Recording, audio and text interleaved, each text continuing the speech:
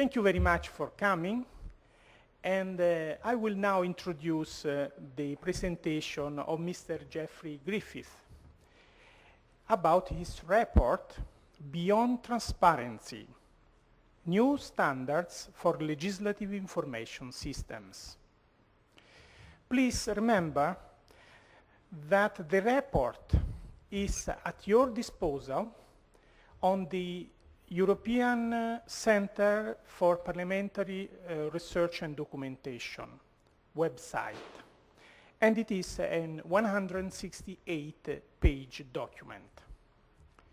Jeff worked 30 years in the Congressional Research Service of the Library of Congress in the United States, where he was an associate director and Chief Legislative Information Officer.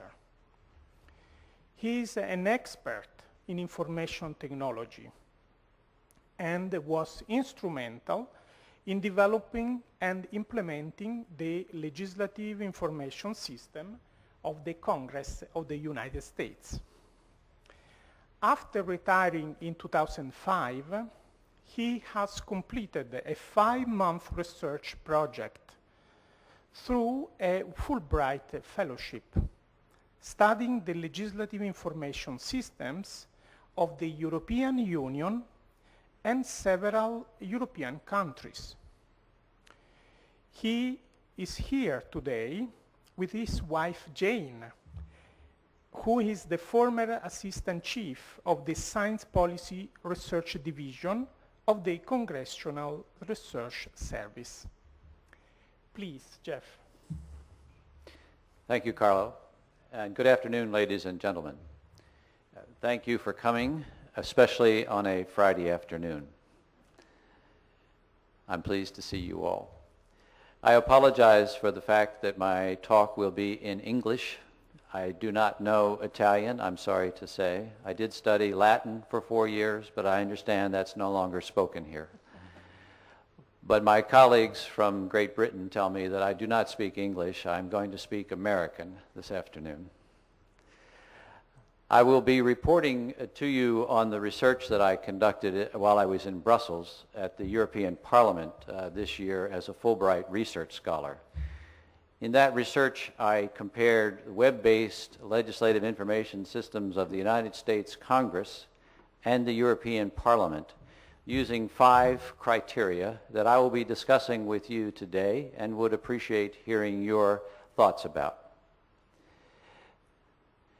The topics, these are the topics that I'll be covering today. But first, if I may, let me just tell you a little bit more about my experience so you can understand why I take the particular perspective that I do.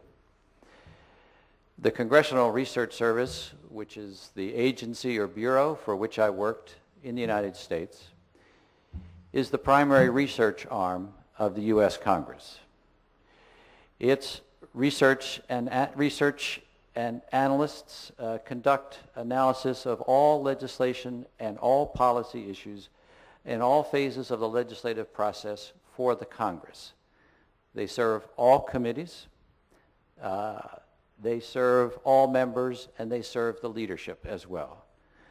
The staff of the Congressional Research Service are, by law, required to be objective and nonpartisan. The service contains approximately 700 people. There are about 350 research analysts, and the rest are divided among our librarians, our administrative staff, our managers, and our ICT staff. In my last years at CRS, I was the Associate Director and, as Carlos said, Chief Legislative Information Officer. One of my primary responsibilities was for Congress's legislative information system on the web. The Congress actually has 2 systems that it makes available.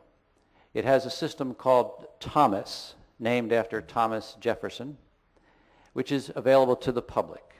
Its goal is to make legislative information available to the public as soon as the members themselves received that information.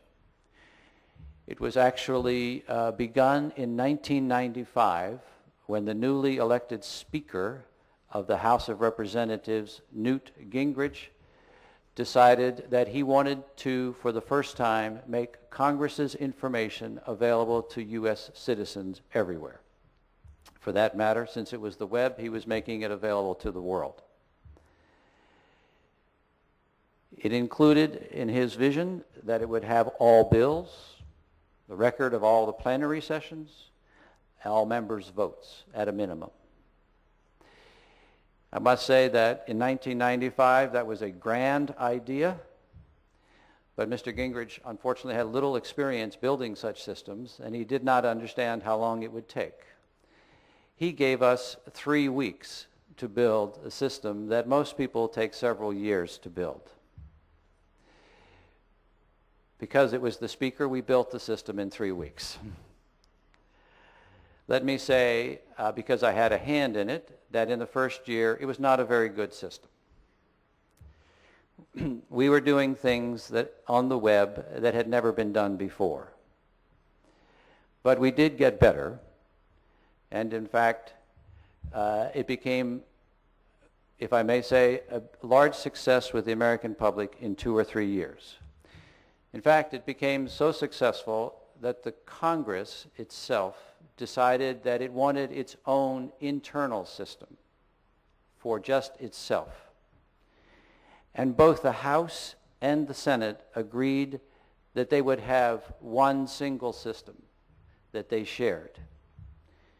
This was unprecedented.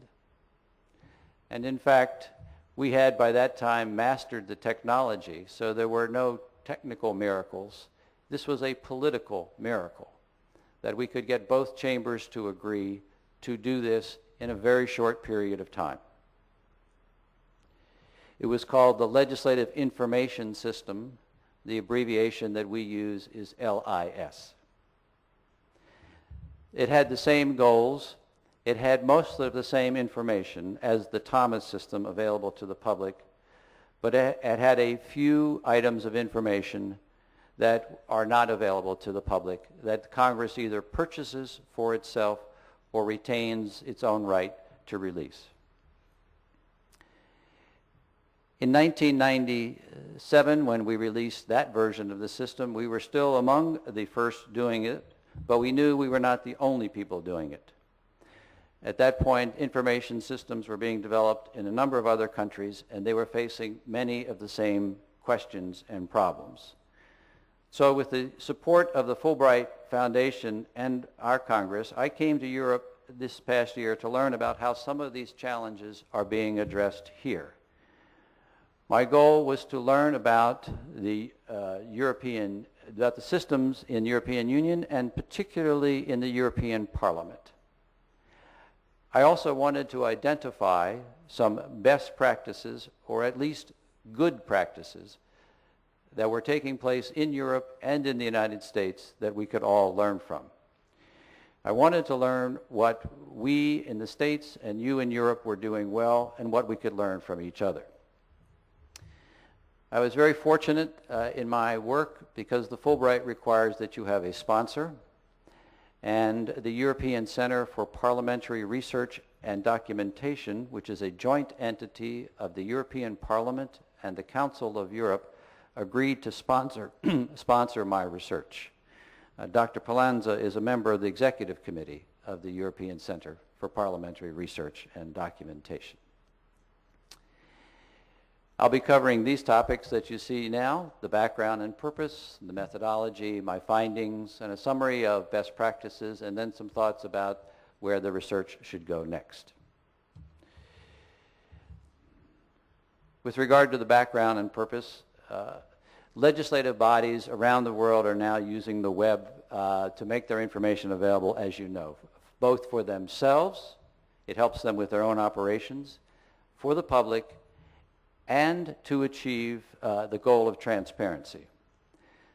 This effort is part of a larger effort that we are sometimes described as e-government, in which citizens are frequently connecting through the web with their government for various services. In the United States, for example, people renew their driver's licenses, they get passports, they pay their taxes sometimes on the web, they can pay bills, they can do a variety of service activities, and this is growing.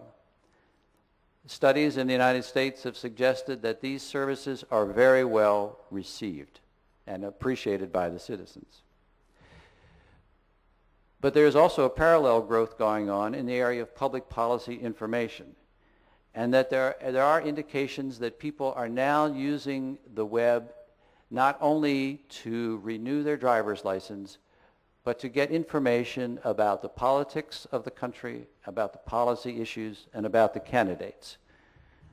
A recent study by the Pew Foundation indicated that 23 million Americans have used the web to comment on public policy choices, and another 14 million of them have used the web to determine how to vote. These are rather extraordinary numbers. We also know that citizens are increasingly using email to talk to their representatives. The representatives and senators in the United States receive thousands of emails every week. Members themselves have begun to communicate with citizens through their own web pages. So we're starting to see the growth of what some have termed the participatory or the participative web, in which people are adding to web content on their own, expressing their own points of view, and increasingly they expect to use the web to talk to their government and to their members. The challenge that we face, those of us in parliaments, is when people turn to the legislative systems to get this information, what are they finding? What is the quality of the information that we make available to them? A study in the United States conducted in the year 2002 indicated that the quality at that time of most member sites was very poor. They were not providing the information that the citizens were looking for.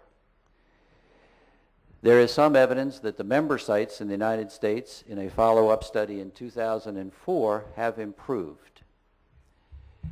That's good news. But there has not been a study of the sites of the Parliament itself, or in our case, the Congress itself, which is what I wanted to do. And in addition, to ask what standards we should use to judge those sites and that information. Now, we all know that legislative information systems have special problems. Members of Congress work with complex documents. They have complex procedures that they themselves sometimes have difficulty understanding. These systems can be difficult to search.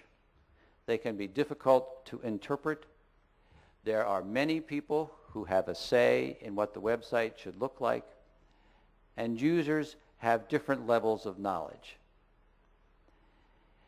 Nevertheless, we are still challenged to provide our members and the public with the best information possible. Our answer to date has most often been transparency, by which we mean, as Speaker Gingrich said in 1994, he was going to provide the documents of the Congress to the public as soon as they were available. Put those documents up, and it was his belief that only good things would happen.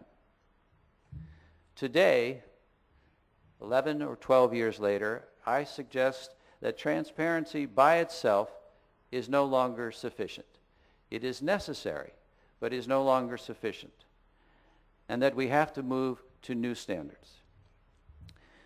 An underlying premise, therefore, for my research is that in order to go beyond transparency, we have to identify specific, measurable standards that we can use to assess the quality of our systems, because the bar has been raised and they must meet additional criteria.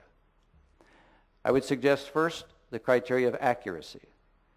We assume when we look at the web that the documents we are seeing are accurate.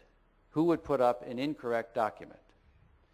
My research found that there are times when an incorrect document is put up, and in fact, I can show you this afternoon the fact that the incorrect document is still there.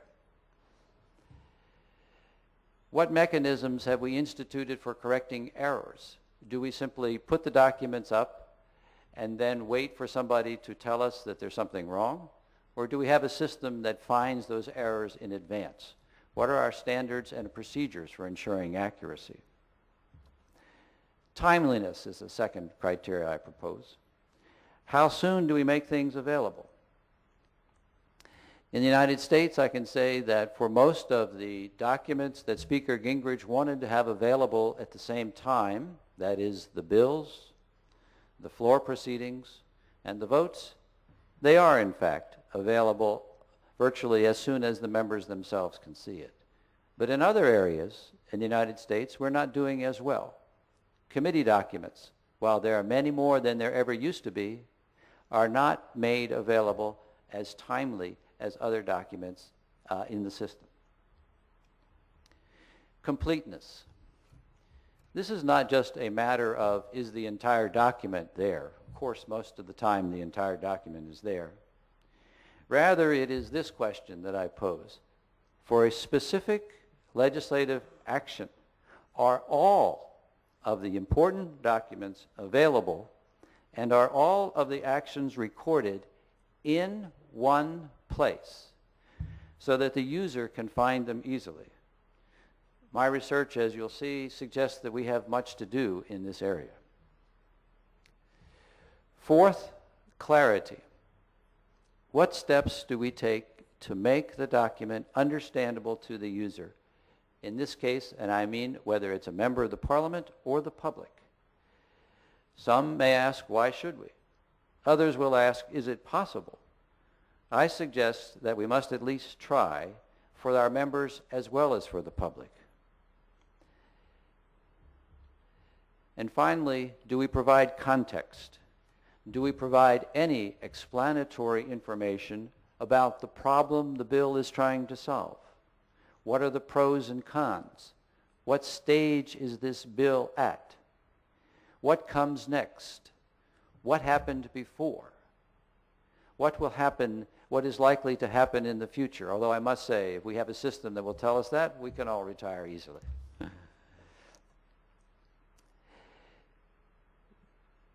These criteria apply whether we're talking, as I said, about public users or members themselves or the staff, whether we're talking about expert users or first-time users.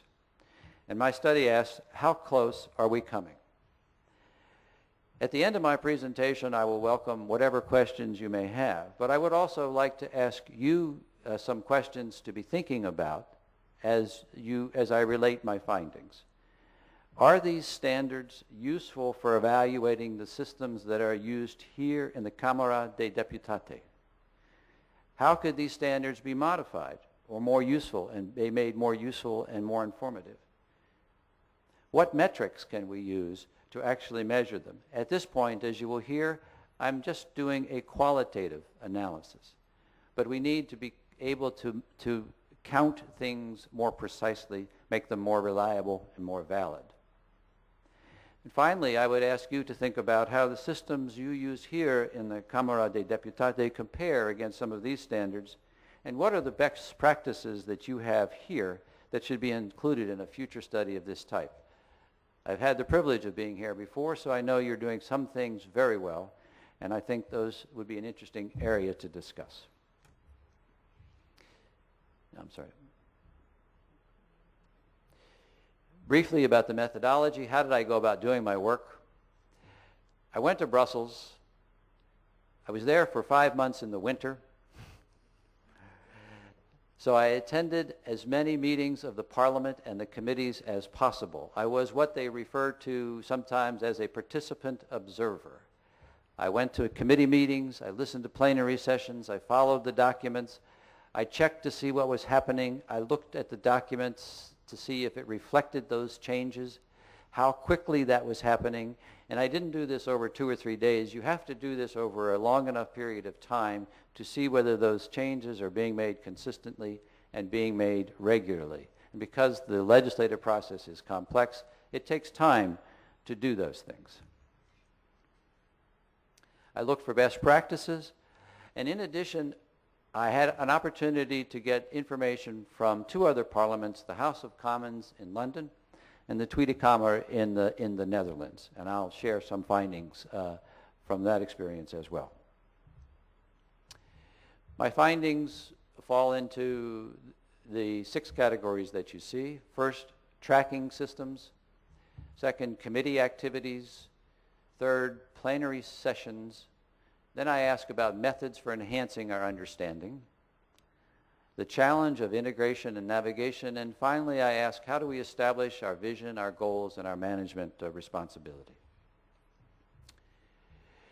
With regard to tracking systems, the European Parliament has 2 tracking systems. And I should say by tracking systems, I mean those systems which we use whose purpose is to keep track of the legislation as it is introduced, to track its actions, what happens to that legislation, does it pass, does it fail, what do the committees do to it, what happens to it on plenary, what votes are occurring, etc.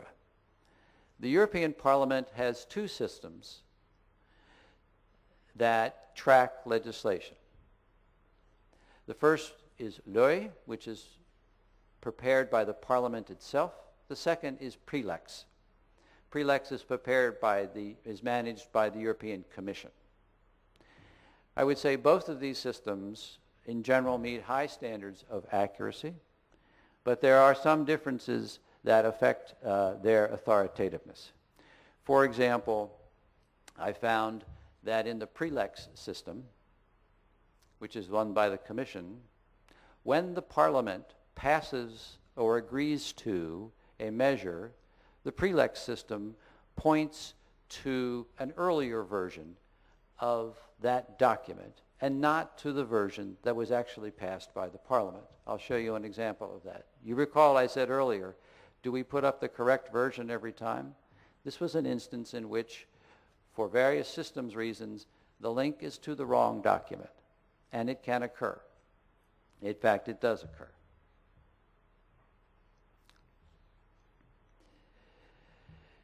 Completeness. Notice that the user must consult 2 systems in the European Parliament in order to get all of the information that he or she needs. Even though PRELEX points to the wrong version of a document, it has more information about what goes on in the Commission and the Council than the LOE system does. So users have to go to 2 different places to get the most comprehensive or most complete picture. And equally importantly, key information from committees and plenary sessions is not linked, as I will show you later. With regard to the other 2 criteria, clarity and context, I was delighted to find that the summaries of proposed legislation that are prepared by the European Parliament staff are excellent, in my opinion. And let me tell you that in my job in the United States, I supervised a group of people who were responsible for preparing summaries of the legislation of the U.S. Congress. So I know this area, and I can say that the job being done at the European Parliament is better than the job that we were doing in the United States. So we already have a lesson learned, which I'll be taking back to my colleagues in the U.S. Congress. They will not be happy to see me.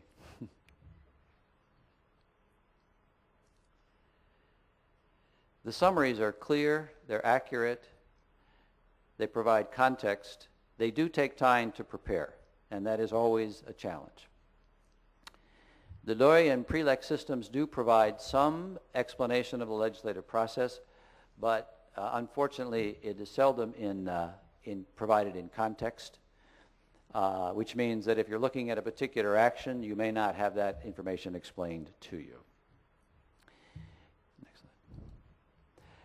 In the interest of time, I will not go online at this point to show you a live presentation. of these two systems, but I have in the slides samples of these two systems which I want to use to illustrate the points that I was making.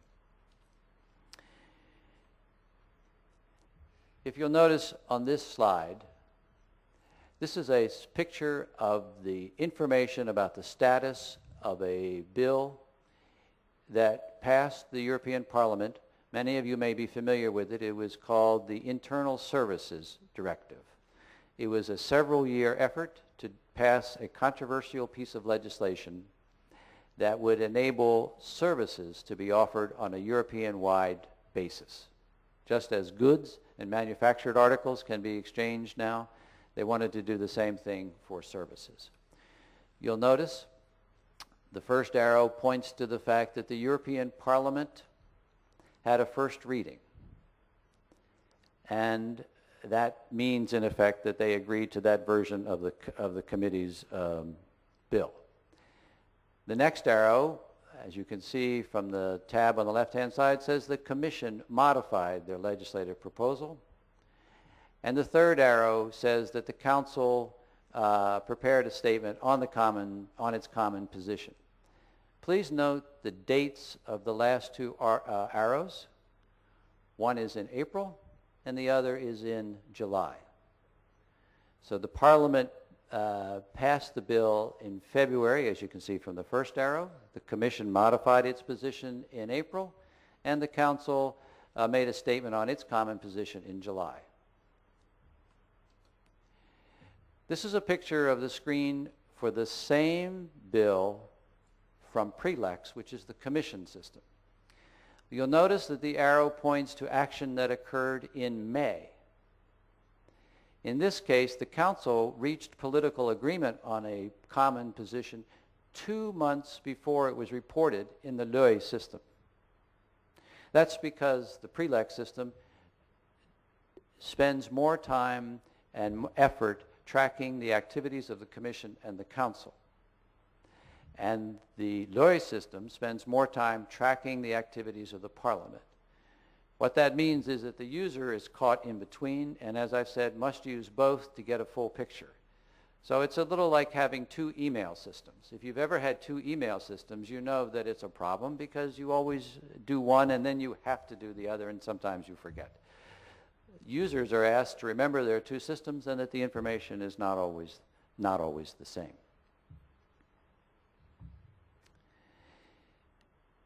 Now I want to talk about the tracking systems in the United States Congress. I mentioned that we have two systems, THOMAS, which is the public system, and the Legislative Information System, or the LIS, which is the internal system.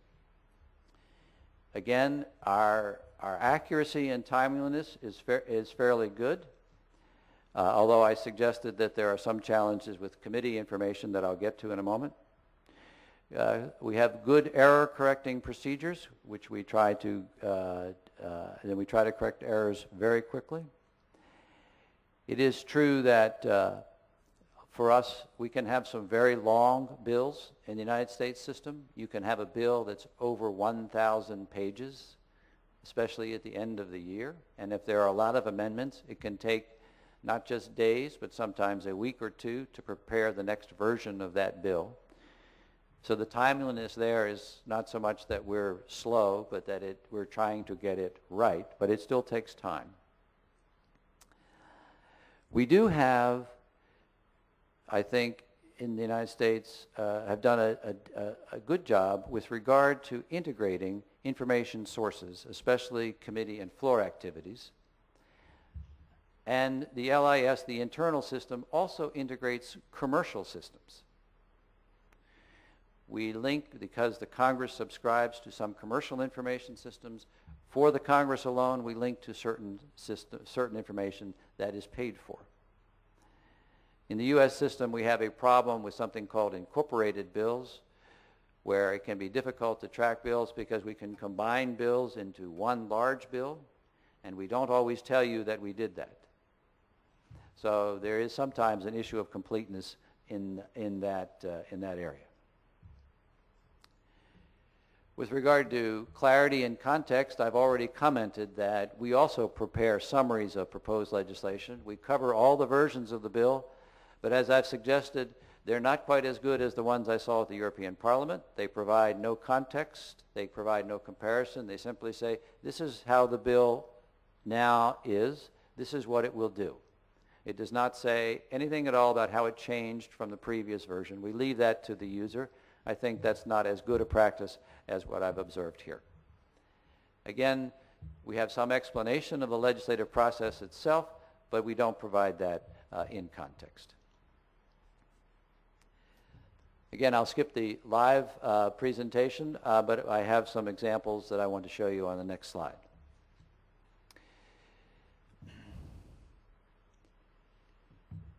This is a picture of the information that we make available on what is on a bill that we dealt with in several years ago called the Enron bill.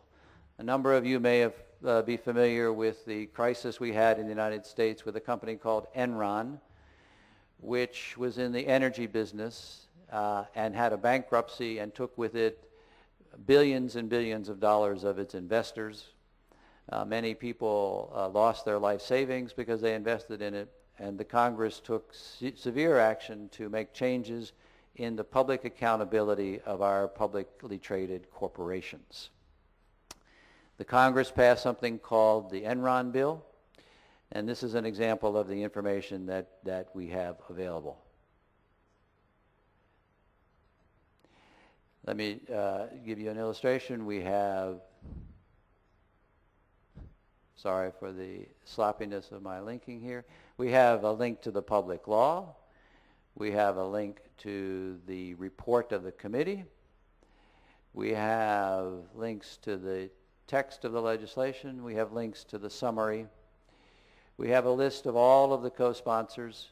We have a list. We have a link to the congressional budget cost estimate for this bill. We have a list of all the amendments that were proposed for this bill, a list of all the committees that took any action, and then in the areas of action itself, we have the major congressional actions, we have all committee action, all congressional actions, and then we have all plus, if you will, all congressional actions with amendments. Here's an example of one touch of a screen that a user can see at one click from the previous screen. This is a sample of the actions that were taken on this bill. And I've circled some things that you see here. We highlight the fact that committee hearings were held on these 3 dates. We highlight the fact that the committee considered, and our term is marked up the bill. That is, it made amendments to the bill on that date. Then the committee voted on the bill and reported it this day. And then we have a link to the committee report itself. If I were to click on this link, it would take me to directly to the document that is referred to as the committee report on the bill. This is among the most important documents that the Congress produces because the report on the bill tells you what its purpose is. It does a section-by-section analysis and includes significant other information that I'll mention in just a moment.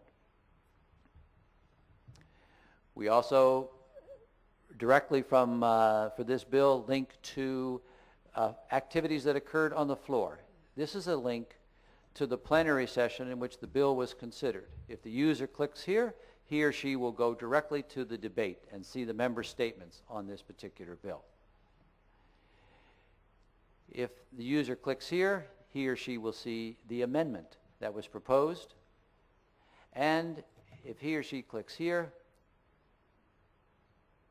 you can see who voted for it and who voted against it. You can see the names of the 202 members who voted for it, and you can see the names of the 219 members who voted against it.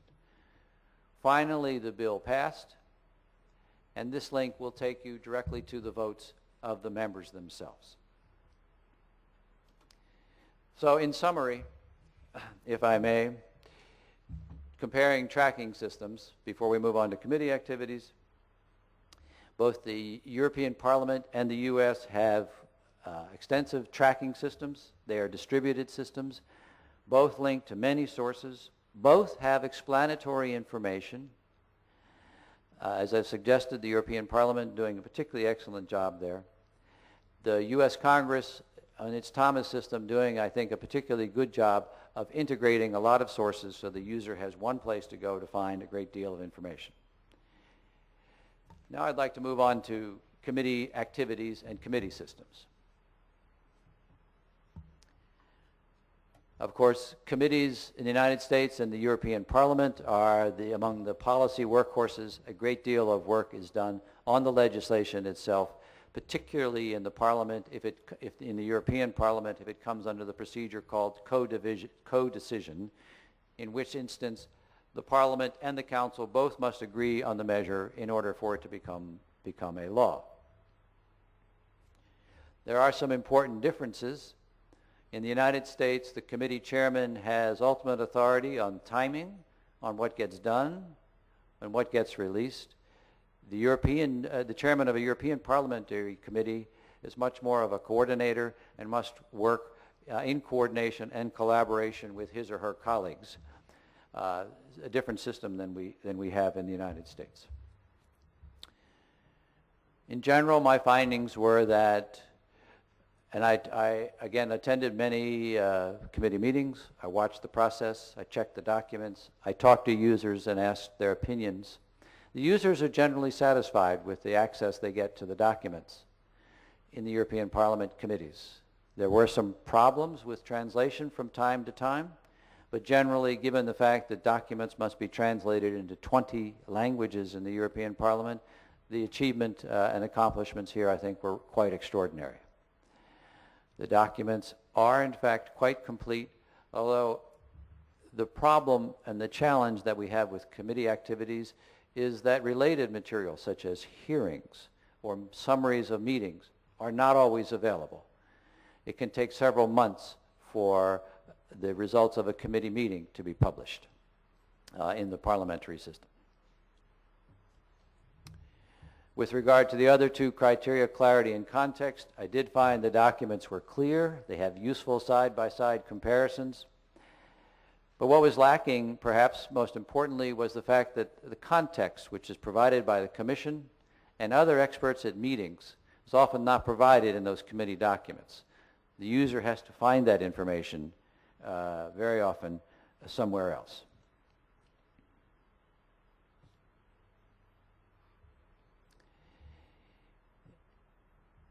In the U.S. Congress system, with regard to committees, I first want to talk about committee reports. I mentioned that these are among the most important documents that the U.S. Congress provides.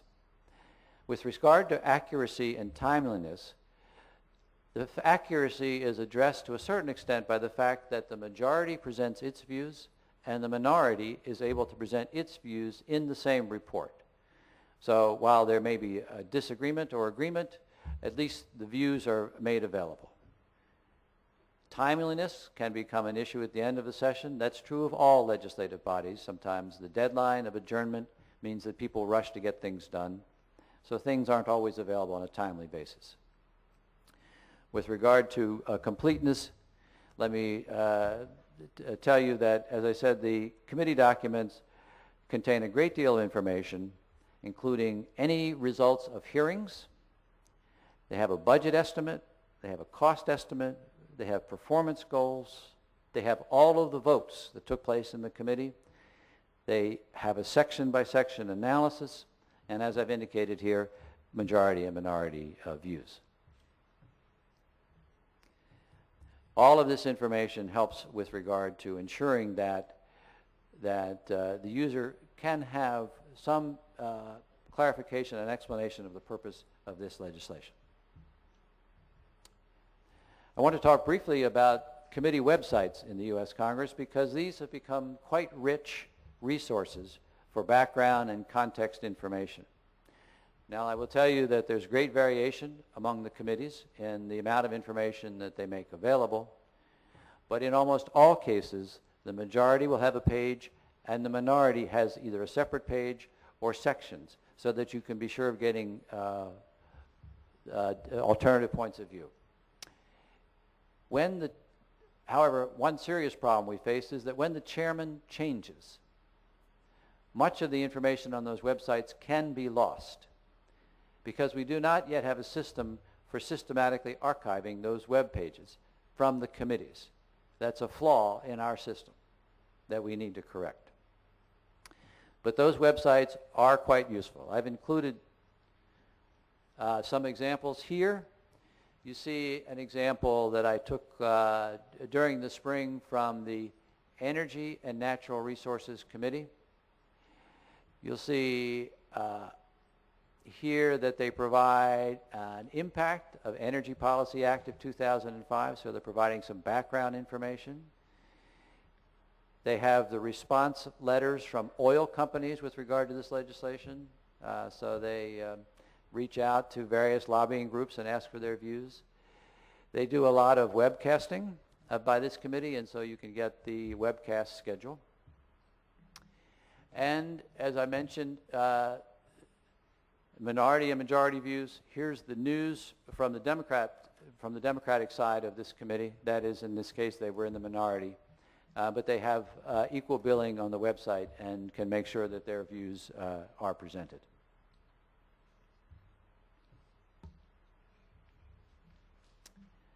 Let me move on to plenary and floor activities. In both the European Parliament and the U.S. Congress, I found that they have high standards for accuracy and timeliness. Most of them, in both cases, information is presented on the same day or at the latest on the next day. There is a live broadcast in the case of the live webcast in the case of the Congress and the Parliament. And in the United States, its proceedings are broadcast on broadcast television. Completeness is good. The documentation for both, I found, is complete for all the actions taken. The statements are complete, the votes taken. There is some problem with clarity and context. There's very little explanation of the meaning of those votes. The vote will simply say, agreed to so-and-so's amendment. There's relatively little explanation as to what that amendment said or what it did, and the user is forced to go find that information. There's no publicly searchable votes database, so people cannot find how members have voted over time. And in the states in particular, many people in the public sector have taken over the task of providing this information because the Congress itself is not providing it.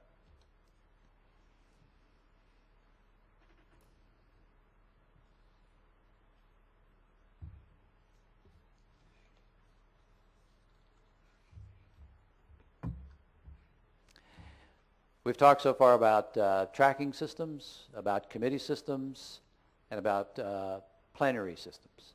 I want to summarize briefly what I found with regard to how well we're doing in terms of explaining content and providing context.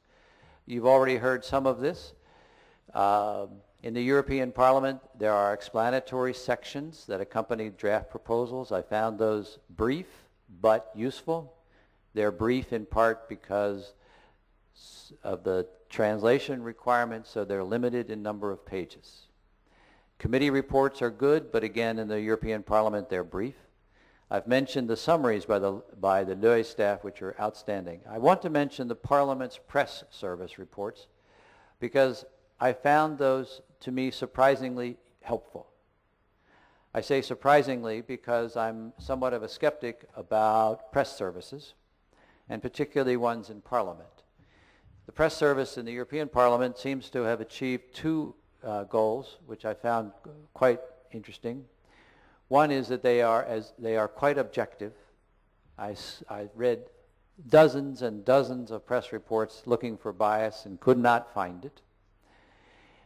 But in reading those documents, I found lots of explanation and context and then links to other information. So in this case, a press service was providing a very good service, in my opinion. I realize that this is an expensive operation. Many parliaments cannot afford to sustain this kind of operation, but certainly in the European Parliament it seemed to be working. So both LUE and the press service are good integrating sources. I would note also that in my visit to the House of Commons, that the House of Commons Library have staff who also prepare explanations of the legislation, and I found those as well to be quite excellent, and in the report there's a link to that.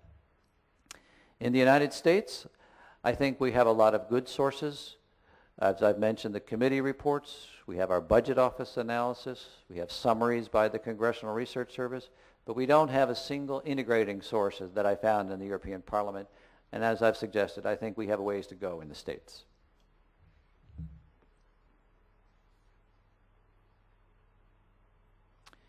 Next topic, I've mentioned before under completeness the problem of integrating a lot of different information sources. As we all know, there's been a great growth in legislative information sources in the past several years, internal and external.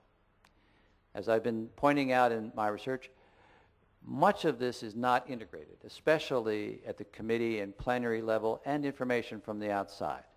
As I showed you with the Thomas system, I think in the States we were doing something of a good job, but the bar has been raised. And the users are often uninformed of important related sources. And I think the standard should be that a user finding information about a policy activity of the Parliament, wherever he or she finds it, should be able to be connected to all the other relevant information sources in some fashion. That's a huge technical task. It's a complicated design task, but I think that should be the standard for ourselves. I think that technical solutions can be used to generate automatic links where possible, but that often takes a long time to develop. In the United States, we often used staff to create those links manually because they could do the evaluation, they could determine what were the most important links, and they could get them done quickly.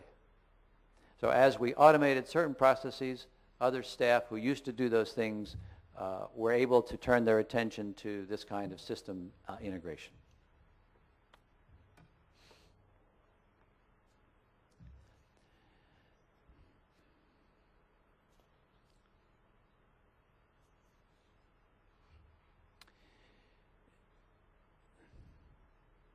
I found that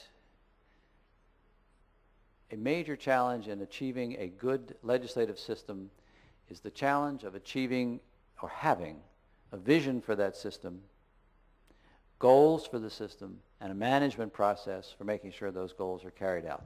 Everything I've been describing to you today that was a good activity or a good or a best practice came about because there was a vision and a process in place to ensure that it was achieved. Establishing vision and goals for a legislative information system is an absolute requirement and an extraordinarily difficult one in a parliamentary or legislative body. There are so many important players in a legislative entity that everybody wants their goals to be the top. And you have independent kingdoms controlling the design of the web page, often the case.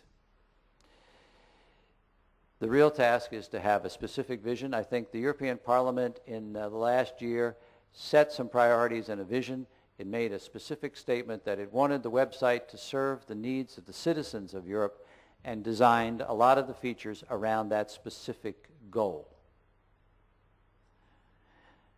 That doesn't mean that everybody agreed on the priorities, but there was a vision and then a mechanism established for ensuring that mission was carried out, that there was a process in place that was quite formalized, and that group set the priorities and the standards and reported to the President of the Parliament for accountability. In the United States, for our internal system, we've had something of that success. We are required to provide a strategic plan and an annual update to that plan, reporting to the Congress on what has been accomplished and what we intend to accomplish in the coming year. And that has been extremely important to continuing to improve that service. When I visited the Netherlands, I found a similar good practice going on. They are rebuilding, they're in the process of rebuilding their legislative system for the members and the public, but they had created a management group of all the critical stakeholders.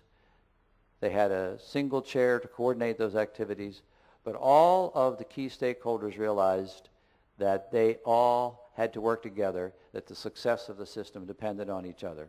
And so they were able to achieve that in the Netherlands. The vision, the goals have to accommodate the needs of multiple users because there are many users of legislative systems. The members themselves, the staff, the officials who create the information, the public.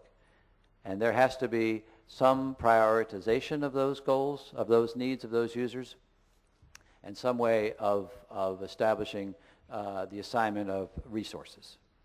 I want to underscore the value as a best practice of usability testing. Usability testing is an emerging discipline. It has many roots here in Europe. Some of the most innovative thinkers have come out of Denmark in this area. And we have learned from that in the States. And in our design of our internal system for the U.S. Congress, we always do usability testing of our systems following a very strict protocol before we make any changes. It helps us in two ways. It helps us to resolve differences of opinion. If you have a number of people sitting around a table and say, I think the background should be green and I think the background should be blue, and you can do usability testing to determine whether that makes any difference for the user, that's a very useful way of resolving some of those conflicts over design. More importantly, it helps you to determine that your new design is in fact an improvement over the old design. I can share a personal story about that. When I was in charge of the system, they would come to me with changes and I would say, I don't like that, and this should be better over here. And then they could always overrule me, the boss, because they said, well, we did usability testing and your ideas didn't work. And I came to value the usability testing because it provided a somewhat scientific basis for making the decisions about the design of the system rather than someone's opinion. In the Netherlands, they're doing something similar. They've had significant success using usability testing to design their internal sites, and now they're doing the same kind of work for their external sites. I found their use of it quite exemplary. Summaries of best practices, summaries of proposals, explanation and context. I've mentioned the Loy summaries. I mentioned the European Parliamentary Press Service and the work being done by the House of Commons Library. On the integration of sources, I think the Thomas system in the U.S. does a good job, but as I've suggested, not good enough now because the bar has been raised. Management mechanisms, I've mentioned what I saw going on in the Netherlands. I'd also redo this slide to add what I just described to you for the United States system and our use of its annual strategic plan and update and its use of those updates to inform the Congress. And then under usability testing, both the U.S. and the Netherlands doing a lot of use of that discipline for testing. Excellent work there. So what should come next? My suggestion, what I would like to do with my research is to work collaboratively with those who might be interested to develop a more detailed metric-based checklist that could be self-administered so that a parliament could look at the checklist and say, here are the things we're doing well and here are the things we're doing poorly. In doing that, we of course have to account for differences in the authorities and procedures of parliaments, which are significant. But they all represent, they are all the first link to the citizens. And that, I think, is the thing that's most important. From that, we can encourage some self-rankings and some self-nominations for best practices, which we can share among ourselves, share that knowledge and those problems, and see who might have a solution to some of those. And there are a number of difficult issues that I have not even addressed in my research that could be incorporated in later efforts. Finally, I leave you with this source, this final quote, if I may, well, not quote, final word. Why do I think these new standards are important? I think as the web becomes more of a participatory activity, and as I said earlier, as citizens expect to talk to their representatives and to hear from them, we have to raise the quality of that dialogue in the best possible way. In order to do that, I think there has to be one unimpeachable source of legislative information that serves as the starting point for the discussions of public policy. And I think that source should be within the Parliament. I think it must present that information according to these standards and others that we may evolve. It has to present it accurately, timely, completely, clearly, and in the broadest context. And my suggestion is from that starting point, the public debate can begin. Thank you all very much. I welcome any questions you may have or thoughts that you may have about improvements to this set of criteria, best practices that are occurring here in the Camera dei Deputati. Thank you again.